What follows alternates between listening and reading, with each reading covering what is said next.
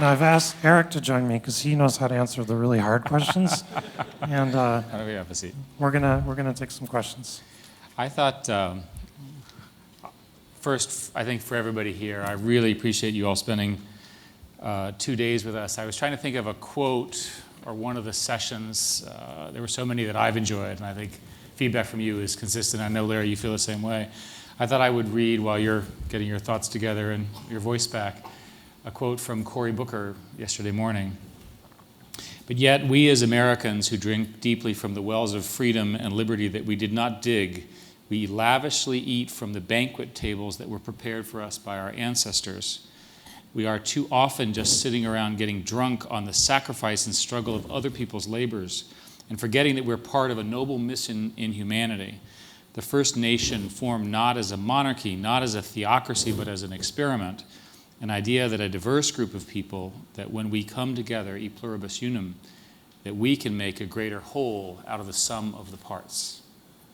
And I think if that gives a sense of what we as Google have been trying to achieve, both with you in all the things we've talked about, and if I may say, in the vision that you've outlined for our company, that the sum is more than the parts. I think that gets a sense of what we're trying to do here. I think it might be better, rather than me asking Larry questions, or you guys ask Larry questions, and me, if you like. The hard ones will go to That's right. But we've done this together a long time, and it's been a privilege for the two of us in these conferences to meet at the end with everybody. So we have some microphones there, or people can raise their hands, whatever you'd like to do. We have a few minutes for this. Don't be shy. Yes, sir. Let's get a start.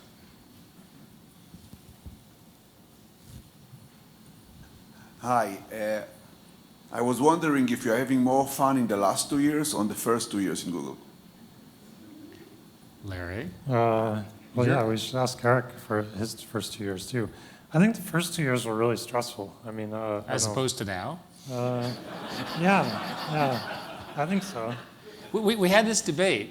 So the company didn't have any money. So Larry comes up to me and says, well, we have all this money. We're still not doing anything with it. And I said, we're supposed to save the money, Larry. Oh, yeah. Don't you remember the near bankruptcy, a few things like that? Near bankruptcy? Yeah, remember When? those deals? Yes, we had this conversation. We actually have never used all that much cash, honestly. But Don't you remember the cash restriction program? The CRAP program, where we wouldn't pay our bills? no, not really. Why? I think the first 2 years were really stressful.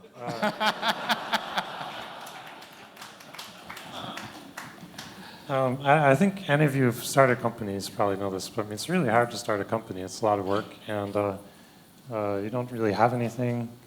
You know, we couldn't figure out how to pay ourselves. You know, there's just a lot of things you have to do, and I think we're lucky now to have a good infrastructure as a company and lots of really great people working. So definitely, I think it's gotten easier as we've gone along. Next question. Yes, sir. John, go ahead. Howdy. Well, didn't you just do a panel? I'm sorry. I just couldn't help myself with this question. And you did actually write one of the authoritative books on Google, so you I already think know you the have answer. almost every author of a book on Google here. So. Excellent. I'm curious, over the past 13 years, for at least 11 and a half of them, when people thought Google, they would think search. That was the Google brand. It was very, very simple. Google equals search. What does the Google brand equal in the next phase of Google's life? Yeah, that's an interesting question.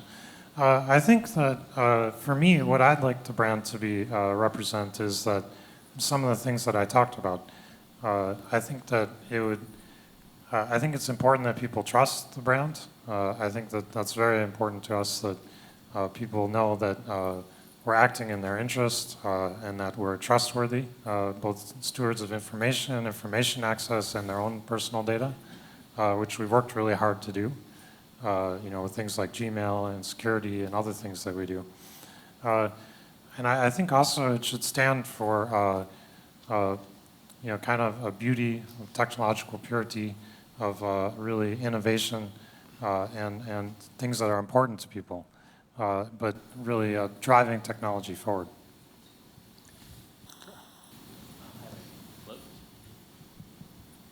Go ahead. I don't think it's on. Oh, there it is. So you just recently announced a substantial acquisition of Motorola.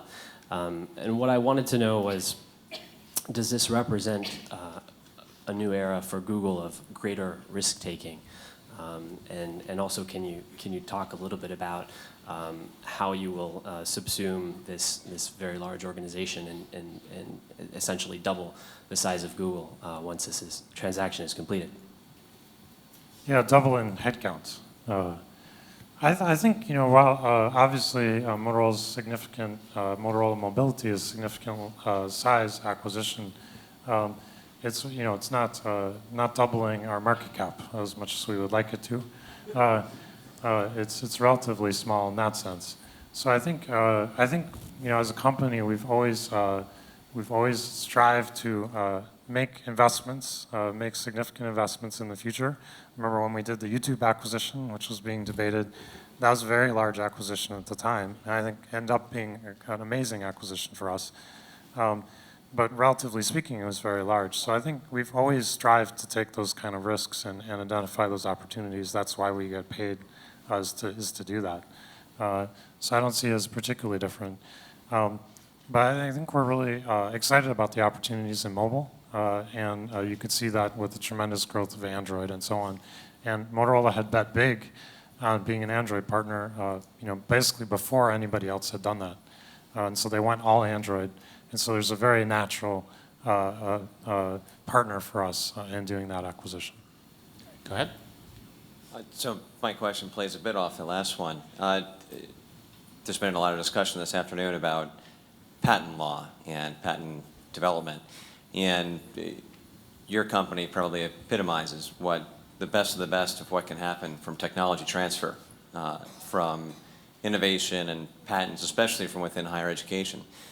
Can you just talk a bit about that process of fostering and managing the transition and the technology transfer from patent and creation, especially within higher education, to actually business development, and what more maybe we could do to unlock what seems to be a tremendous amount of hidden potential within university walls especially? Well, Stanford actually benefited a great deal from the invention of these two young graduate students, financially as well as in many other ways. Yeah, we did give Stanford a little bit of equity, which they appreciated, I think. In return for the technology development we did at Stanford, we're very grateful for that. And I think, Stanford has been one of the greatest environments to do that in, most successful place. And I think it's a culture of, the computer science department at Stanford would let its professors go start companies. And they, do a company for a couple of years, they make some money, and they come back to school and be a professor again. And I don't know very many other places where that has happened repeatedly and with a large percentage of the faculty. And so actually when we went to start Google, we asked our professors, hey, what should we do? They said, oh, you should talk to this guy, he funded me, and this guy, and then all of a sudden we had a check and we were able to get going. And so I think that culture of innovation and academia being linked is a really important thing and doesn't happen very many places. So I'd say that first. I would say us, when we did have patents and so on, we have never sued anyone over those things, although we've been sued many, many times ourselves, and yet somehow we've been successful. So I do think that there's an element in technology and software moving really quickly and innovating and actually doing new stuff rather than just trying to use the legal system to prevent other people from doing things. Okay, go ahead. There's a question for both of you. How have your management styles changed at each size of the company as it scaled from small 20, 30, 40 employees up to today? I'd say we're a lot smarter in how we manage. One of the things about Google that's always sort of bothered me is Google's always had this reputation of sort of the craziness, but in fact the internals of the company are just remarkably tightly managed. And it's always a surprise to people. And if you look at the quality our Salesforce is run, the analytical nature of the decisions, we're very much at the state of the art, probably the best in the world, in my humble opinion. So I think we as a management team developed systematic ways of managing innovation at scale using data analytics that are the envy of the world. Once everybody kind of buys into that, the environment becomes much less political. You know, people can't throw random facts around without proof, and we encourage all of this. I think Larry, while you're thinking about how you want to answer this, I would say Larry's contribution, which has not been told, is Larry has a particularly good judgment around sort of the ability of somebody to enter such a highly intense environment. It's a particularly good skill for recruiting. And I think when you try to think about assembling corporations, and obviously this is an ad for ourselves, of the kind of people who can do this, you need the kind of person who's quick and smart, but also able to change their views based on new facts. Yeah, I was just going to say, you know, recently I reorganized a bit to focus on product areas. And I think, you know, in any company as it grows, you know, if the company's not static, which it shouldn't be, you know, as it grows and it changes, you know, you need to reorganize it. And just the question is, you know, are you keeping ahead of that? And looking at our business is pretty complicated. We have all these different products. We have advertising, we have search, we have Chrome, we have Android, we have YouTube, and so on. And those things are actually relatively different, have different things going on. So I think, you know, I kind of moved that up a level in the company and made sure that we were super focused in each of those areas on what our user experience was. And I think that's helped. But just generally, as you switch to a company, as we got more offices, you know, as we got time zone differences, we had to change how we did our meetings, change how we do our employee communications, and so on. So I just think, you know, in a technology business growing rapidly, you just need to make sure you're changing everything. You know, you're being responsive to that change and changing everything, you know, every year, or else you're just not keeping up with it. The other final comment is that when you're growing as fast as we did, most of your executives in our case were probably in their 30s. So I tend to think of them as when we hired them at that age, but 5 years later, they are battle-scarred veterans of our industry. So building that knowledge base and keeping those employees, and in particular those executives who can move so quickly, is a real art and fundamental, I think, to the success of fast-growing high-tech companies. Why don't we go over here?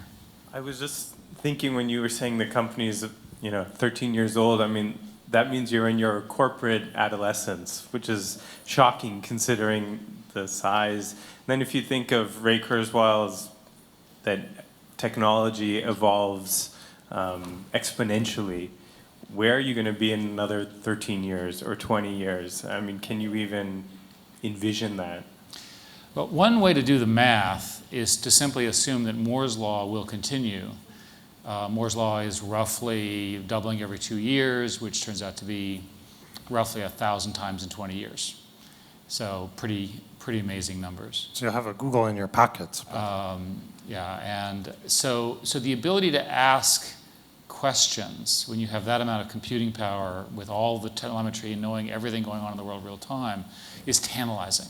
Absolutely tantalizing what will be possible. And some speakers have talked about it, but the automated car stuff is a good example of this possibility. And it was an area where I just had some interest in since I was a grad student. And it seemed pretty practical, actually. I mean, you think that driving a car is hard, but it's not actually that hard for a computer. And if the computer actually has good data, like about what's around it. Look, our computers drive your car better than you do when you're drunk. Yeah. Well, I'd hope Right? so. I'd hope so. I mean, that's our starting point. Or when you're 16, or when you're really old, or they actually work better than, I think they'll work substantially better than an average person, and get better from there, and continue improving, as was mentioned. So you know, you'll get a software update, and your car will be safer, right? Which is great. So I think just looking at the potential there's the issues we have in a lot of these areas is that people aren't working on them. And you know, in fact, before the DARPA Grand Challenge that happened, there was very few people working in the area.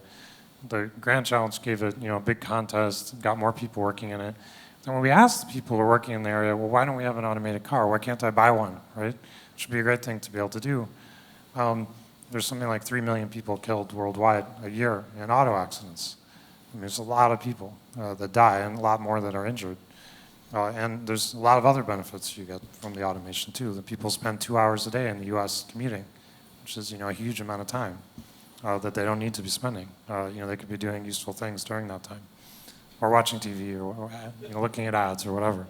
Um, so, but anyway, we asked people, why aren't you doing it? And they said, well, we don't know we can't figure out how to actually do it. And, there are regulatory issues and all these other kind of things.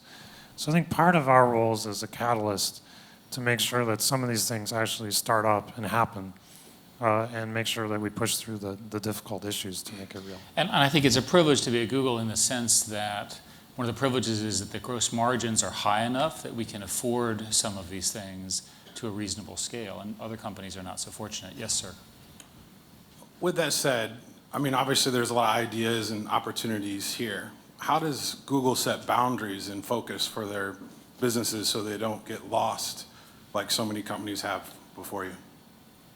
Yeah, I mean, I've done a lot of thinking about other companies and how they've succeeded or failed, and tried to really be a student of that. I think most companies, as they add people, they don't do more things. So just as a first approximation, if the company doubles in headcount over time, typically it has much the same businesses as it had before. And so I think that's somewhat frustrating, both for the company to grow and for the people inside and all that. So we've tried to actually maintain kind of a linear number there. As we're adding people, we're adding businesses. And I think that's challenging at our scale. But I think it's a really good goal to have. But these things that we're adding need to be significant, right? They can't just be, we're going to do horoscopes or something. Okay, go ahead. Back in the 90s, the big giants, the gorillas, the sort of secretive companies were IBM and Motorola way back when. And when they did things, everybody in the industry would jump. And somehow that mantle shifted over in the aughts to Microsoft and AT&T, which are still kind of wearing that mantle. And we've had a little bit of light joking here about, Google's becoming a little Microsoft-like and so forth. I have an opinion on that question. Exactly. And there's been a little bit of a kerfluffle about the real names policy on Google+, which turned into the NIM wars, if you look that up. In this new world, if you do really want to be trustworthy, a piece of that is openness and transparency, and there's some openness and transparency here, but another piece of it seems to be about intent and authenticity and maybe even vulnerability in different ways. What are you doing to communicate better than you do now? Because when I see the NIM wars transaction happening out there, I see you not being heard or not communicating well. I see communities not really engaged there properly so that this can simply be resolved in a really great way for both parties or for all parties. And I don't think there's one answer that makes everybody happy, but I think there's a way to conduct the conversation that might be a lot better. I actually see this as our responsibility to some extent. We had a panel on media and so on this morning. I think that we as important people who are trying to improve the internet and how it works, I think it's important for the internet and that whole ecosystem of information, how it's shared, how it's analyzed and so on to work better. And I think there's a lot of, if you ask anyone about how that information is getting propagated, how people are deciding what to focus on and all those kind of things, I think it could work a lot better than it does now. And so I see the issues we have with communication as being a special case, kind of the world as a whole. If you ask any company that question, they'll have similar issues. Or you ask any politician or anybody who's in that public eye.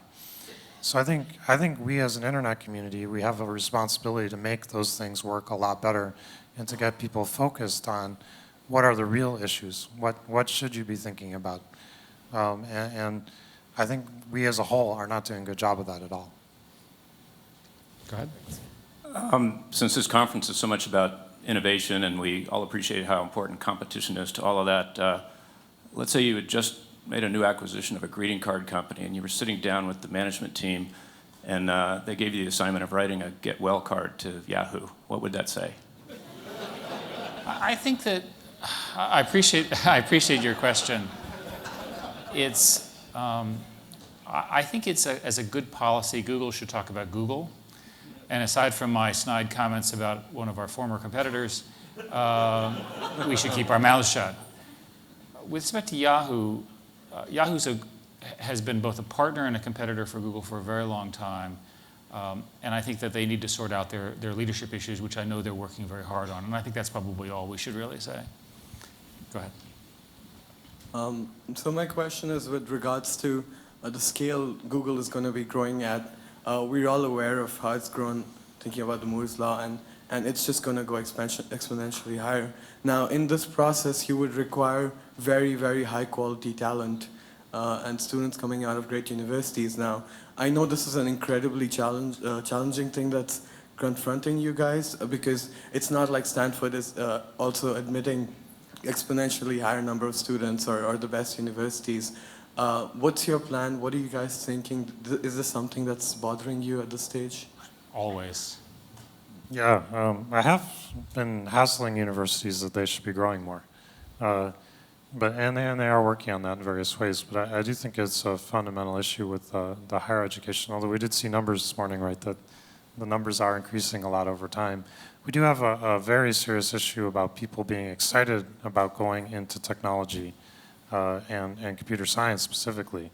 And actually, William and I were talking about that at lunch. We were saying, how do we make being a computer scientist sexy? How do we get people to actually want to do that?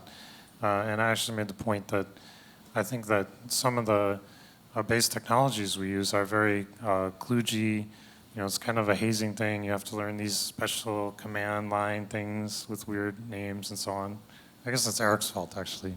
But I think we could do a lot to make the actual core technology more accessible, combine more with art and the beautiful aspects of it, and get that all going and more accessible to people. And that would have a huge impact. There's a lot of diversion away from what we need, and we need to stop that. I think the other thing is the mindless and stupid policy that we have with respect to immigration of smart people into America needs to get fixed, and it's a national crisis. Why don't we finish up with the questions, folks who are standing right here, and you can be the last one too. And that'll be, because we're going to run over time, but I want to make sure we accommodate everybody's questions. Steve, go ahead. Yeah. So when I talk about Google, which was generous enough to cooperate with me when I wrote a book, I get asked two questions. John Battelle sort of covered the first one. The second one is that people ask me is, so what is the biggest threat to Google's continued success? So to help me give it from the horse's mouth, how should I answer that? Google. The problems in a company of Google's scale are always internal at some level. Yeah, that's why I said Google. Larry. So actually, I've been saying something like that. So thanks. So Larry actually, you didn't sort of talk about your management memo, but one of the things that he did after he became CEO in correcting all the messes that I handed to him. Were he wrote a very, very defined memo about innovation, how decisions are made, and so forth. And it's large companies are their own worst enemy because internally they know what they should do, but they don't do it. And if I may say, my business partner and close friend Larry, what does he do all day?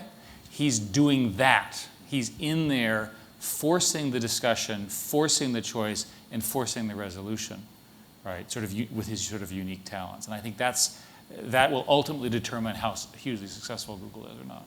Yeah, one of the interesting things we noticed was that companies correlate on decision making and speed of decision making. There are basically no companies that have good slow decisions. There are only companies that have good fast decisions.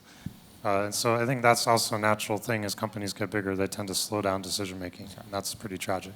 Thanks a lot. Yeah. Go ahead. The acquisition of Motorola has given you access to an important patent trove, but Motorola are also the largest manufacturer of set-top boxes in America, which obviously gives you an interesting springboard into digital television. Was that part of the strategy? It was certainly something we considered, yes. We have to be careful because under the rules we can't really talk about Motorola. It's a separate company today. But I will tell you that when we both looked at Motorola, the quality of both their current products, but more importantly what's coming in the future, is amazing stuff. And so, sort of hold that question until we sort of see that coming out. Go ahead. Looking back at these 13 years, which ones do you consider your biggest mistakes? Year 7, no, prime numbers, no. I remember we initially did not get a Yahoo deal actually for ads way back when. We actually were kind of debating what to do, and we didn't have that much money, and we were going to have to spend more money than we had. So I actually think we made a big mistake in not having enough capital available in order to do that. And that caused a whole series of other things. I think when companies grow as fast as Google does, it's hard to sort of look back and say what was the best year or the worst year. They're all good, right? And whatever mistakes you made because you were winning somewhere else. So you can't really sort of look at it in isolation. And I can think about, in my contribution to the company, obviously I worked hard, and I should have done 10 things. But what was I doing? Oh, I was busy working on these other things, which went really well. So I think you have to judge in total, and I would argue that the total story is quite a good one about Google. I think we're all right here. Yes, sir. That's the most frustrating thing about business is you don't get to run them the other way. There's no control. You can't run. There's no control experiment you can run. And by the way, you're the only person in the world, Larry, who would ever say that. Sir, you're going to have the honor of the last question. This one will be a good one because it won't be a question. Just be kind of just a great bravo. I was talking to Ariana. Is she here by any chance? She was just here. We were having lunch, and I was fortunate enough to have lunch with her, and everybody heard the conversation between Ted and Ariana. And so I'll throw something out to you we talked about. If that conversation happened back in time with Rosa Parks, kind of stealing from the mayor, and the argument was the news, the way it's being produced today, will go back in time. If you had a camera crew, and you follow Rosa Parks, and you enter the camera, you enter the bus, you capture the story, you put it on the network. Phenomenal story, hour documentary. The advantage you have is that story. I live in New York. We have 168 different languages, 5 different boroughs. Can you imagine how that story would be translated, being sent to mobile and social, and the ramifications of how that would impact societies? So when news people talk about journalism, they really mean societal change. So I think that before connected TV, before the 80% world gets connected, where you'll play with media, I represent local TV, is a story will start, and through the Android, and through, I'm not just saying this to be nice, but Google+, because Facebook won't let us embed content and make money. I'll say that again, Facebook won't let us embed content and make money. You will. You have a chance to have the droids talk to the community give us information back, and for Google Plus to be the facilitator of dialogue. So I think you guys are phenomenally positioned for the future. Well, thank you. I like to think about, in my lifetime, how much information is now current. I grew up during the Vietnam War. The negotiation that ended up ending the Vietnam War consisted of letters going through the Pakistani embassy that took a week and a half to go back and forth. Right? Just think about it. Think about the 60s and the red phone, Russia, and so forth. So over a 50-year period, right, the impact of communications and knowledge is so much more profound than any of us can possibly imagine. I think if you take the vision that Larry laid out, which I think we all fully support and are running with him to make happen, the changes in society in the next 50 years will be equally as dramatic. Larry? Yeah. I think we should get people to their planes and all that. Thank you all. Thank you, Nikesh.